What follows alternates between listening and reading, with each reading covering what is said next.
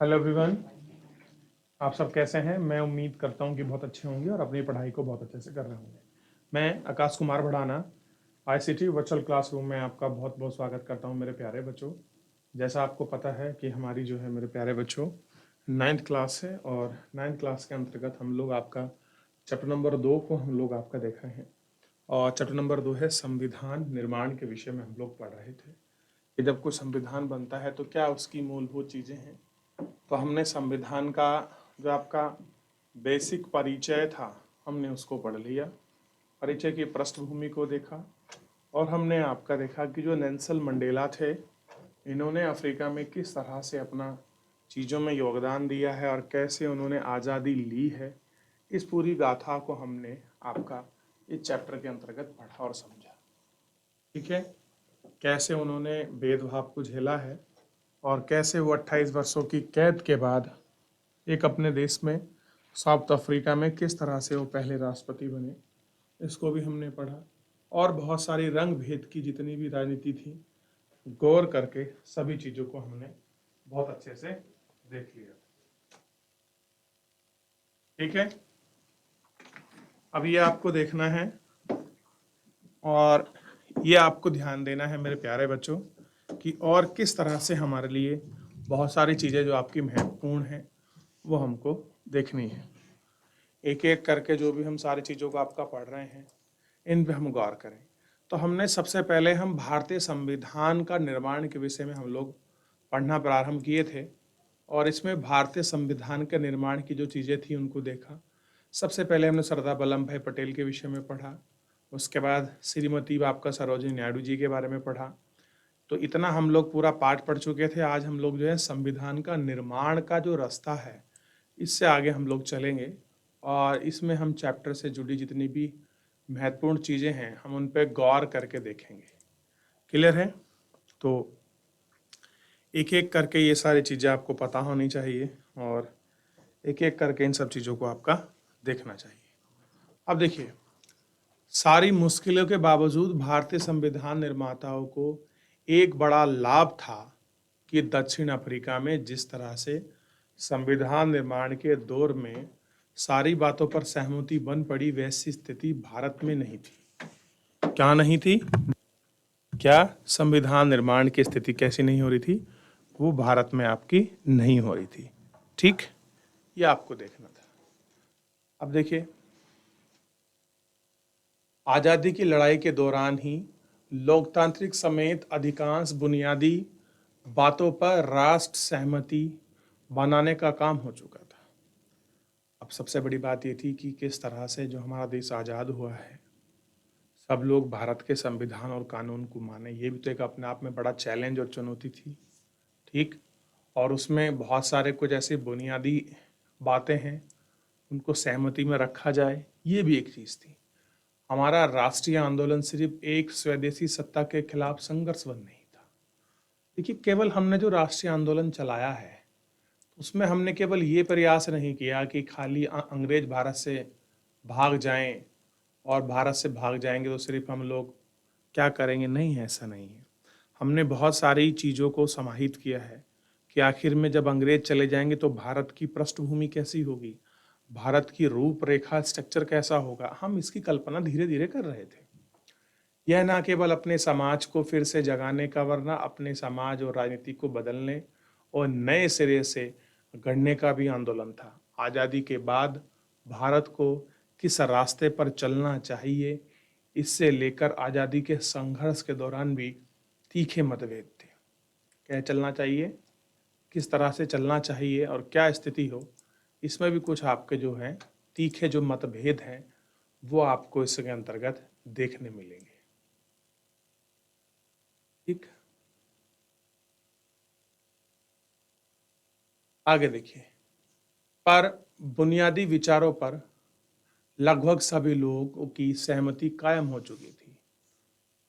1928 में मोतीलाल नेहरू और कांग्रेस के अन्य 8 नेताओं ने भारत के एक संविधान लिखा था। देखिए, असल में 1928 में मोतीलाल नेहरू और कांग्रेस पार्टी के 8 नेता ने मिलकर जो भारत का संविधान लिखा था, असल में इन्होंने एक स्वराज पार्टी बनाई थी और स्वराज पार्टी के समय इन्होंने क्या काम किया था, एक अपनी रूपरेखा तैयार की थी कि भारत में कुछ इस प्रकार से शासन चलेगा, जिसको हमने नेहरू रिपोर्ट के नाम से भी इतिहास में वर्णन मिलता है। ठीक, तो ये थोड़ा सा आपको गौर करना है और आपको देखना भी था कि क्या थी नेहरू रिपोर्ट।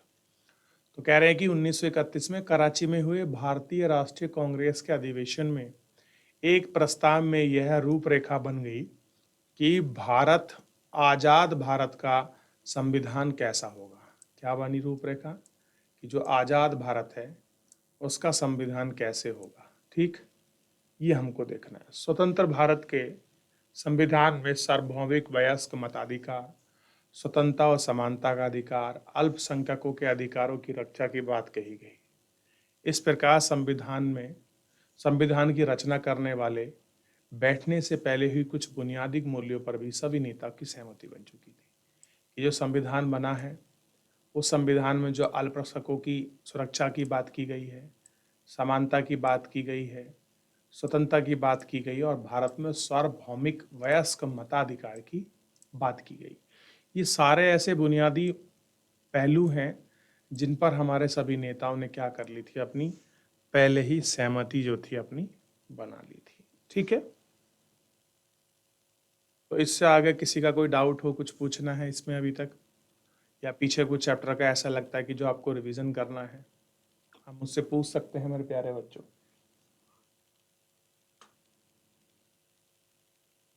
देख लीजिए, कुछ भी अगर पूछना है, कोई भी ऐसा डाउट है जो आपको समझ नहीं आ रहा है, आप मुझसे पूछ सकते हैं, नहीं तो हम लोग आगे बढ़ सकते हैं। अब देखिए, औपनिवेशिक शासन की राजनीतिक संस्थाओं और व्यवस्थाओं के जानने समझने से भी नई राजनीतिक संस्था का स्वरूप तय करने में मदद मिली। अंग्रेजी हुकूमत ने बहुत कम लोग को वोट देने का अधिकार दिया। इसके आधार पर अंग्रेजों ने विधायिका का गठन किया। वह बहुत कमज़ोर थी। 1937 के बाद पूरे ब्रिटिश शासन वाले भारत में प्रादेशिक असेंबली के लिए चुनाव कराए गए। इनमें बनी सरकारें पूरी तरह से लोकतांत्रिक नहीं थी, पर विधानसभाओं में जाने के लिए काम करने का अनुभव भी बहुत लाभदायक हुआ, क्योंकि इन्होंने भारतीय वो अपनी संस्थाओं और व्यवस्था बनाई थी। कैसी बनाई? आपकी संस्था और व्यवस्था बनाई। इसी कारण भारतीय संविधान की नई संस्थाओं और व्यवस्था को पुरानी व्यवस्थाओं के लगभग जस से तस कर लिया गया। 1935 का कानून आज़ादी के बाद भारत का स्वरूप को लेकर वर्षों तक चले चिंतन और बहस ने भी काफ़ी लाभ पहुंचाया। हमारे नेताओं ने इतने आत्मविश्वास आ गया कि उन्हें बाहर के विचारों और अनुभव को की ज़रूरत के अनुसार अपने ही इसमें कोई हिचकिचाहट नहीं हुई। देखिए, जो भारत के हमने चीज़ें पढ़े हैं उसे हमने एक्सेप्ट करने में कोई हमें हिचकिचाहट सी या कोई कन्फ्यूजन सा नहीं हुआ। हमारे नेताओं ने फ्रांसीसी के आदर्शों, ब्रिटेन के संसदीय कामकाज तथा अमेरिका के अधिकारों के काफ़ी प्रचलित थे। रूस में समाजवाद क्रांति ने अनेक भारतीयों को आपका प्रभावित किया। वे सामाजिक और आर्थिक सत्ता पर आधारित व्यवस्था बनाने की कल्पना करने लगे थे, लेकिन वे दूसरों की सिर्फ नकल नहीं कर रहे थे, हर दम पर वे एक सवाल पूछ रहे थे। जो चीज़ें भारत के लिए उपयुक्त थीं, इन सभी के लिए हमारे संविधान निर्माण में मदद की।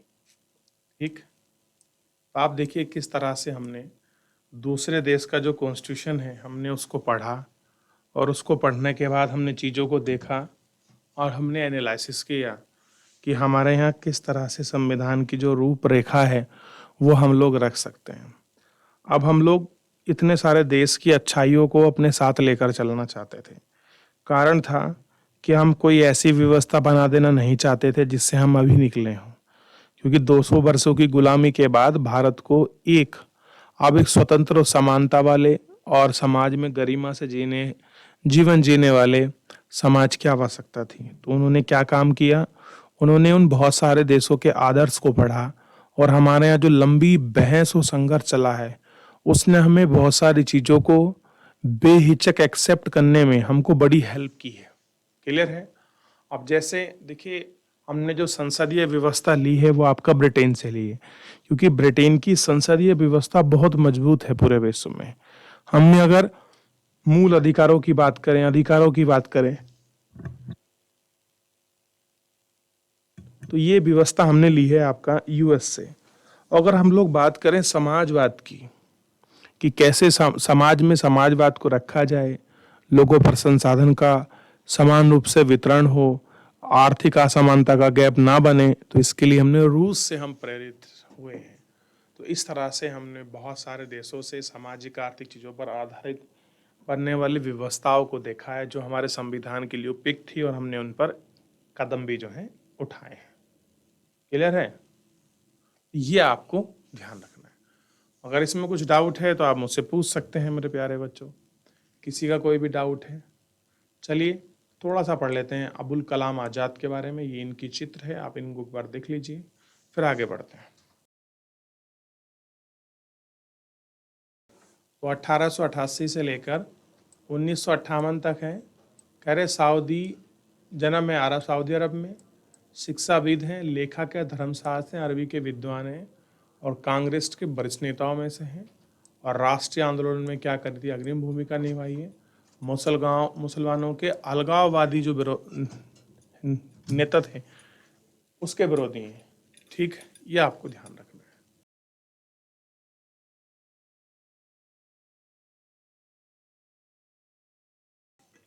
इतना याद रहेगा आपको। चलिए, इसमें कोई भी आपका कंफ्यूजन किसी प्रकार का, कोई चीज आपको समझ नहीं आई हो, कोई भी आपको डाउट लग रहा हो तो आप मुझसे पूछ सकते हैं। चलिए, एक और व्यक्ति थे जिनका नाम था टी कृष्णामाचारी। देखिए 1899 में इनका जन्म हुआ और 1974 में इनकी मृत्यु हुई। तमिलनाडु में जन्मे थे, प्रारूप कमेटी के मेंबर थे, उद्यमी और कांग्रेस के नेता रहे, बाद में केंद्रीय वित्त मंत्री भी रहे, फाइनेंस मिनिस्टर भी रहे। ठीक, एक ऐसी हमारे बीच अभी शख्सियत से हम लोग अपना परिचय कराएंगे जिसके बारे में आप पढ़े हो और आपको दिखाई देंगे। उनका नाम है राजेंद्र प्रसाद। 1884 में जन्मे हैं, 1963 में इनकी मृत्यु हो गई है। मूल रूप से बिहार के थे और कहते हैं संविधान सभा के प्रथम अध्यक्ष, वकील थे, चंपारण सत्याग्रह में प्रमुख भूमिका निभाई थी, 3 बार कांग्रेस के अध्यक्ष रहे और सबसे बड़ी बात, भारत के प्रथम राष्ट्रपति थे। कौन थे? भारत के प्रथम राष्ट्रपति कौन थे? डॉक्टर राजेंद्र सिंह प्रसाद। जिनको नहीं पता है मेरे प्यारे बच्चों, आप लोग लिख लीजिए इनके बारे में। थोड़ा जीवनी परिचय को 2 लाइन आपको लिख लेना चाहिए। चलिए फिर हम लोग इस पे आगे बढ़ जाएंगे। देख रहे हैं इतना आप? इसमें कोई डाउट? आगे बढ़ते हैं। तो फिलहाल इतना आप लोग एक बार इसमें देख लीजिए, इसको पढ़ लीजिए, समझ लीजिए। और आप उससे पहले एक बार छोटा सा परिचय चल रहे हैं तो आप, ये हैं हमारे टीएम कृष्णाचारी, आप इनके विषय में लिखिए। फिर हम लोग मैं आपको आगे बताऊंगा अबुल कलाम आज़ाद के बारे में, सरदार वल्लभ भाई पटेल के बारे में, श्रीमती सरोजिनी नायडू, इनका जीवन परिचय के बारे में 2-2 लाइन अपनी बुक में लिख लीजिए जरूर, फिर आगे बढ़ेंगे।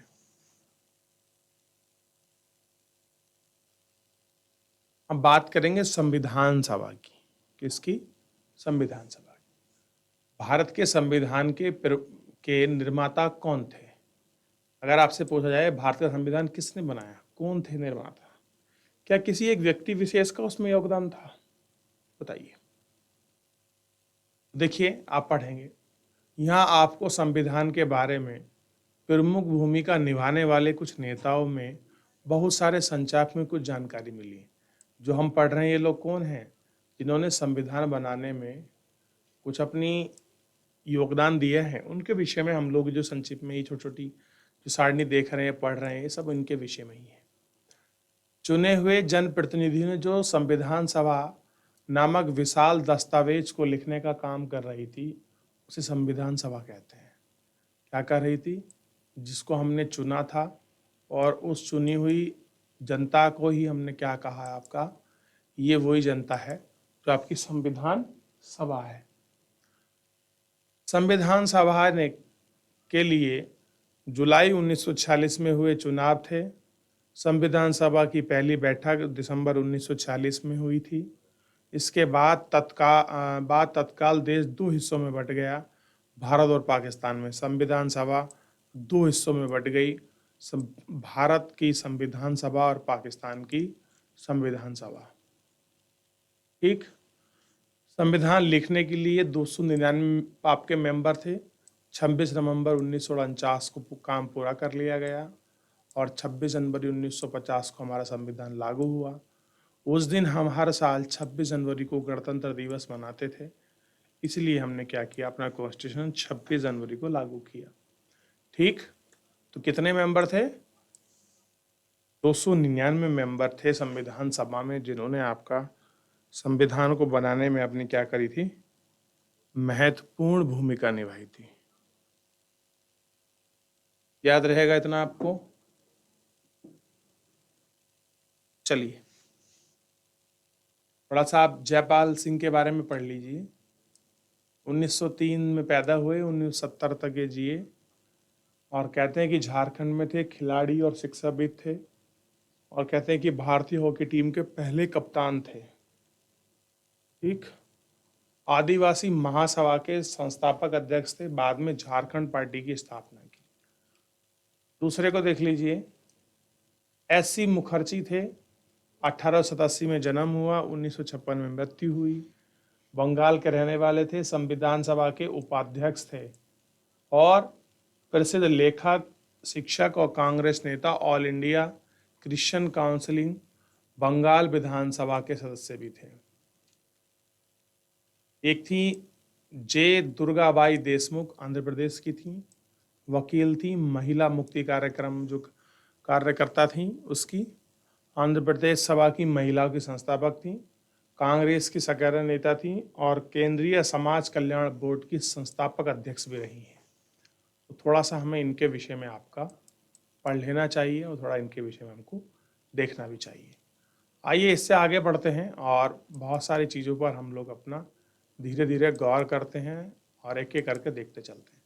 संविधान सभा 50 साल पहले से बना रही योजना संविधान सभा को हम क्यों मानते हैं? हमने पहले के कारण का जिक्र किया है कि संविधान सिर्फ एक संविधान सदस्यों का विचार ही व्यक्त नहीं करता, यह अपने समय की व्यतीत सहमतियों से व्यक्त करता है कि जो समय है, जो चीज़ें व्यापक थी उनको भी व्यक्त करता है। ऐसा नहीं कि संविधान में केवल कानून लिखा है, नहीं, वो समय की व्यापकता को भी व्यक्त करता है कि समय में कितनी व्यापकता है, इन सबको दिखाता है। दुनिया के कई देशों में संविधान सभा फिर भी लिखने का काम मिला, क्योंकि संविधान में दर्ज बुनियादी बातों पर हम वहाँ के सभी सामाजिक हितों और राजनीतिक दलों को सहमति नहीं थी। कह रहे कि ऐसा इसलिए हुआ कि जो बहुत सारे सामाजिक दल थे, समूह थे, उनकी एक साथ क्या नहीं हो रही थी, आपका जो सहमति थी वो नहीं हो रही थी। ठीक, इतना देख लीजिए। इसमें कुछ पूछना हो तो आप पूछ सकते हैं, फिर आगे बढ़ेंगे, नहीं तो किसी का कोई डाउट है,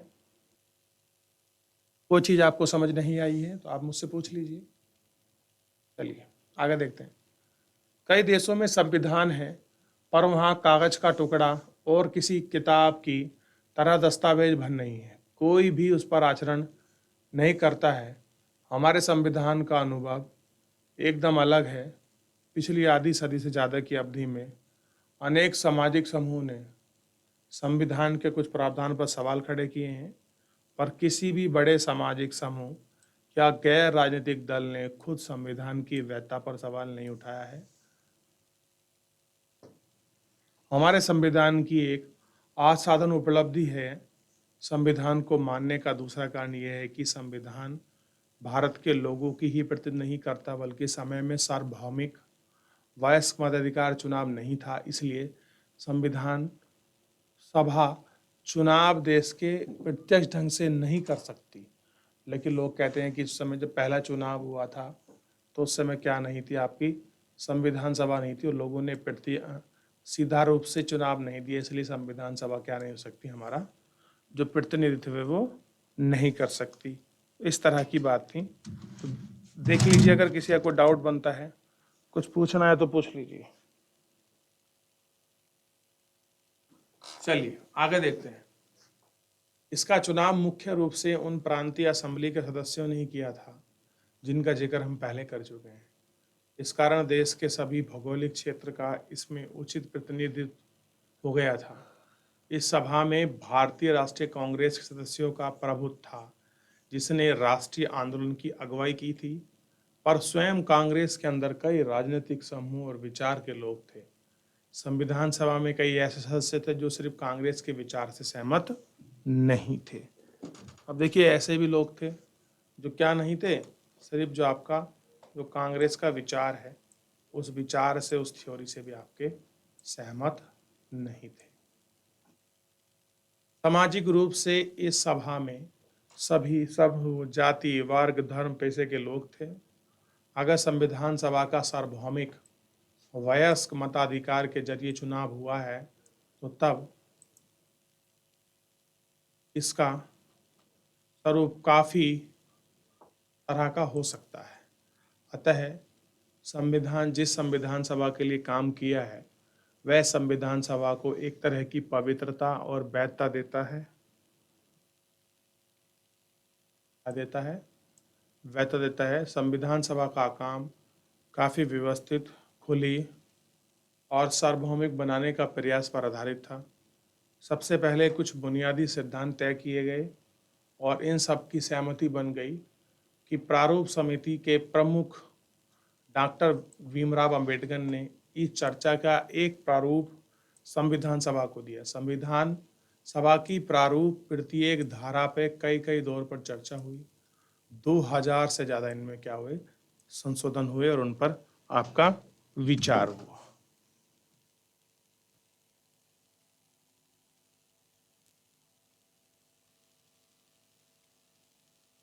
देख लीजिए, आप कोई डाउट है आप पूछ लीजिए।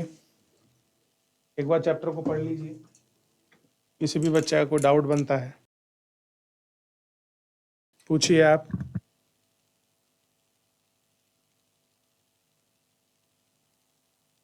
देखिए, 3 वर्षों में कुल, अब इसमें थोड़ा सा और देख लेते हैं। क्या कह रहे हैं कि 3 वर्षों में कुल 114 दिन की गंभीर चर्चा हुई। सभा में पेश हुए हर प्रस्ताव पर, हर शब्द पर और वहां कई बार हर बात को रिकॉर्ड किया गया और संभाल कर रखा गया। कास्टिंग असेंबली डिबेट नामक 12 मोटे मोटे खंडों को प्रकाशित किया गया। इन बहसों से हर प्रावधान के पीछे की सोच और तर्क को समझा गया था। संविधान की व्याख्या करने के लिए इस बहस के दस्तावेज का उपयोग किया गया। ठीक, तो आप उनको समझ सकते हैं कि कितना व्यापक रूप से जो संविधान था वो हमारा बना था और कैसे उसकी व्यापकता हमें देखने के लिए जो है वो मिली है। आप इसको समझ सकते हैं। तो पहले आप थोड़ा सा पढ़ लीजिए बलदेव जी के बारे में। 1901 में जन्म हुआ, 1961 तक, ठीक है, हरियाणा से थे, सफल उद्यमी थे। विधानसभा में पंथक अकाली दल पार्टी के नेता आए, संविधान सभा में मनोनीत हुए और केंद्र के रक्षा मंत्री भी रहे थे। अब एक हैं कन्हैयालाल मणिकलाल मुंशी, गुजरात के थे, वकील थे, इतिहासकार थे और ये सारे लोग इसमें रहे थे। और बहुत इम्पोर्टेंट, श्यामा प्रसाद मुखर्जी, ये पश्चिम बंगाल से थे। इनका जन्म कहाँ हुआ? पश्चिम बंगाल में। अंतरिम सरकार के क्या थे? उद्योग एवं आपूर्ति मंत्री थे, शिक्षा मंत्री थे और हिंदू महासभा में सक्रिय थे और जनसंघ के संस्थापक थे। कौन? श्यामा प्रसाद मुखर्जी। क्लियर है? ये आपको ध्यान रखना है। कौन थे? श्यामा प्रसाद मुखर्जी। तो देखिए, हम यूनिट शुरू करेंगे, भारतीय संविधान के बुनियादी मूल्य को हम लोग देखेंगे। लेकिन बुनियादी मूल्य से पहले आप मुझे बताइए कि संविधान सभा में इन सदस्यों को मनोनीत क्यों किया जा रहा था? मेरा प्रश्न ये है, जो संविधान सभा में जो आपके सदस्य थे उनको मनोनीत क्यों कर रही थी पार्टी? बताइए जल्दी। कौन जवाब देगा बच्चा?